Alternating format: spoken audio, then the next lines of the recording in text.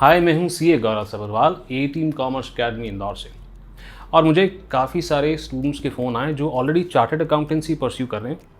और सवाल ये था कि क्या सर चार्टर्ड अकाउंटेंसी के साथ हम एसीसीए कर सकते हैं, और अगर हम कर सकते हैं तो सही समय क्या होगा। मुझे ऐसा लगा कि क्यों ना इस चीज़ के ऊपर मैं एक वीडियो बना दूँ, एक गाइडलाइन की तरह, ताकि आप डिसाइड कर सकें कि आपको एसीसीए करना है या नहीं करना है सीए के साथ, और करना है तो क्या समय सही होगा। Let's get started.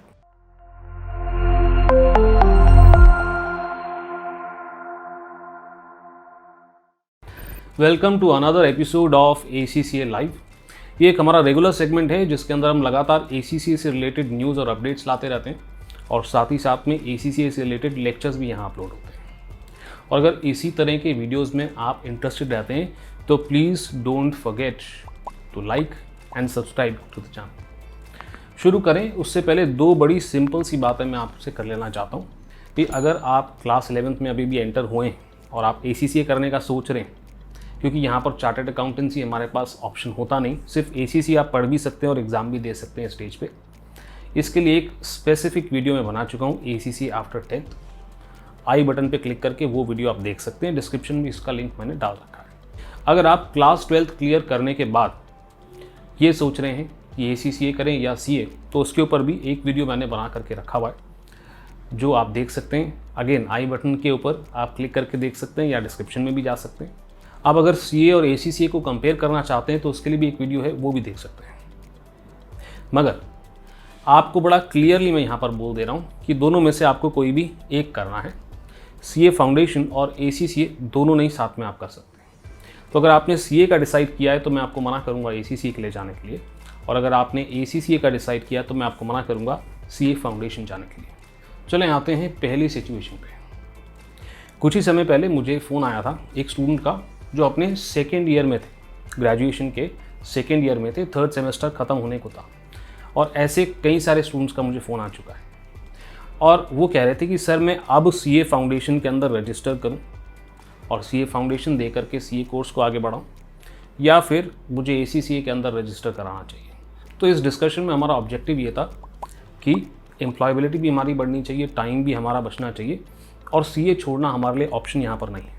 इस केस के अंदर मेरा ये रिकमेंडेशन है कि आप CA की बजाय ACCA शुरू करें।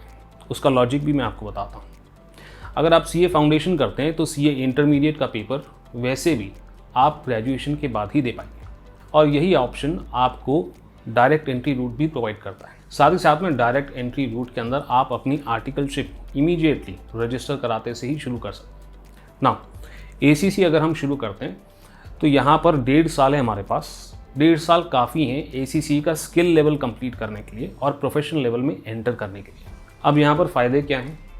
फ़ायदा नंबर 1 तो ये है कि आप जब ACCA स्किल लेवल के लिए प्रिपेयर करते हैं तो काफ़ी हद तक वो आपको CA इंटरमीडिएट के लिए भी प्रिपेयर कराता है। बेनिफिट नंबर 2, ग्रेजुएशन तक ACCA के स्किल लेवल पेपर्स के साथ आप एम्प्लॉयबल भी हो जाते हैं। और फ़ायदा नंबर 3, आप तुरंत ग्रेजुएशन के बाद CA इंटरमीडिएट में एंट्री लेकर के आप आर्टिकलशिप के लिए जा सकते हैं। तो मेरे हिसाब से ग्रेजुएशन कंप्लीट होना और ACCA के 9 पेपर्स यानी कि स्किल लेवल कंप्लीट होना is much better than graduation होना और सिर्फ CA फाउंडेशन क्लियर होना। अब आते हैं सिचुएशन नंबर 2 पे। आपका CA इंटरमीडिएट अभी अभी क्लियर हुआ है और ग्रेजुएशन भी कंप्लीट हो चुका है। सर इस सिनेरियो में हमको ACCA करना चाहिए क्या? इस सिनेरियो के अंदर आपको 6 पेपर की एग्जामिशन मिलती है based on your graduation and CA intermediate. तो ACCA के अंदर रजिस्ट्रेशन कराने के बाद आपको सिर्फ 3 पेपर देने होंगे स्किल लेवल के, और आप बिग 4 के अंदर जॉब के लिए जा सकते हैं। जैसे ही आप बिग 4 के अंदर जॉब करते हैं, आर्टिकलशिप वगैरह करते हैं, तो वो ACCA का प्रैक्टिकल एक्सपीरियंस रिक्वायरमेंट के अंदर भी काउंट होता है, because every big 4 is ACCA approved employer. और साथ ही साथ में ये काउंट होता है CA की आर्टिकलशिप में भी। और यहाँ पर आपको एक एज भी मिल जाता है। क्यों? क्योंकि बाकी लोग जो सिर्फ CA इंटरमीडिएट करने के बाद आर्टिकलशिप के लिए अप्लाई कर रहे हैं, आपने CA इंटरमीडिएट के साथ साथ ACCA के 3 पेपर और कर रखें, और आपको IFRS का भी नॉलेज है। कई सारे ऐसे स्टूडेंट्स का भी मेरे को फ़ोन आ चुका है, और यही हमारी सिचुएशन नंबर 3 है कि सर हमने CA इंटरमीडिएट के अंदर मल्टीपल अटैम्प्ट्स दे दिए, अब हम मूव करना चाहते हैं। इस केस के अंदर भी आप ACCA शुरू कर सकते हैं, क्योंकि यहाँ पर ग्रेजुएशन के बेसिस पे आपको 4 पेपर के अंदर एग्जामिशन तो मिल ही रहा है अगर आपने BCom किया है। साथ ही साथ में भले ही आपने इंटरमीडिएट क्लियर ना किया हो, आपने अगर टैक्सेशन और ऑडिट के अंदर 40 मार्क्स किसी भी अटेम्प्ट के अंदर गेन करें तो आपको 2 पेपर का एग्जामिशन और अभी भी मिल सकता है। और इस केस के अंदर सी इंटरमीडिएट क्लियर नहीं भी है तो भी ग्रेजुएशन प्लस ACCA का स्किल लेवल आपको तुरंत एम्प्लॉयबल बना देता है। और आखिरी सिचुएशन जिसके ऊपर मुझे बहुत फ़ोन कॉल्स आ चुके हैं, सबसे ज़्यादा क्वेरीज आई हैं, वो है कि सर हम CA फाइनल के मल्टीपल अटैम्प्ट्स दे चुके हैं, काफ़ी समय से ट्राई कर रहे हैं और अब हम थोड़ा सा ब्रेक चाहते हैं, तो क्या यहाँ पर ACCA करना फ़ायदेमंद होगा? तो पहली बात तो ये है कि CA इंटरमीडिएट और ग्रेजुएशन के बेसिस पे आपको 6 पेपर का एग्जामिशन तो यहाँ मिल ही रहा है। CA फाइनल आपने क्लियर नहीं भी किया है तो भी अगर फाइनेंशियल रिपोर्टिंग, फाइनेंशियल मैनेजमेंट और कॉस्टिंग के अंदर आपको 40 मार्क्स से अबव किसी भी अटेम्प्ट में आए तो आपको 3 पेपर के एग्जामिशन और मिल सकता है। इस सिनेरियो के अंदर अब आपको सिर्फ और सिर्फ ACCA प्रोफेशनल लेवल के 4 पेपर्स को ही टारगेट करना होगा। एक बार आप ACCA का प्रोफेशनल लेवल कंप्लीट कर लेते हैं, आपका आर्टिकलशिप ACCA का प्रैक्टिकल एक्सपीरियंस रिक्वायरमेंट की तरह काउंट हो जाता है। आप ACCA की मेंबरशिप के लिए अप्लाई कर सकते हैं और जॉब के लिए जा सकते हैं। जॉब के साथ साथ CA फाइनल का जो भी ग्रुप आपका रहता है वो आप कंप्लीट करें। ऐसा मैं इसलिए रिकमेंड करता हूँ ताकि आप एज एडवांटेज लूज़ ना करें। ऐसा ना हो आपके साथ कि CA के मल्टीपल अटेम्प्ट्स की वजह से जब तक आप CA कंप्लीट करें तब तक आप 28, 29 या 30 तक पहुँच जाएँ, उससे पहले ही आपका जॉब लग जाए।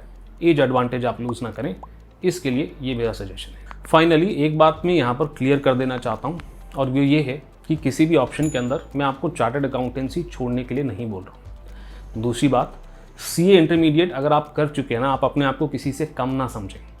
आप अगर अपने स्किल्स के ऊपर वर्क करते हैं तो कई सारे देश ऐसे हैं जो CA इंटरमीडिएट को CA फाइनल स्टूडेंट के बराबर की सैलरी देते हैं based on their skills. For example Canada. यहाँ पर मेरा इंटेंशन ये है कि आप अपना करियर का प्रोग्रेस रोकें ना और किसी भी हालत में एज एडवांटेज को लूज़ ना करें। मैं उम्मीद करता हूँ कि ये डिस्कशन से आपको कुछ मदद मिली होगी। कुछ और सवाल हैं फटाफट से कमेंट कर दें और अभी तक सब्सक्राइब नहीं किया ना, फटाफट से सब्सक्राइब कर लें ताकि इसी तरह की वीडियोस आपको लगातार दिखती रहें। अभी के लिए इतना ही। आपके CA गौरव सर आपको सब्सक्राइब नेक्स्ट वीडियो में मिलेंगे।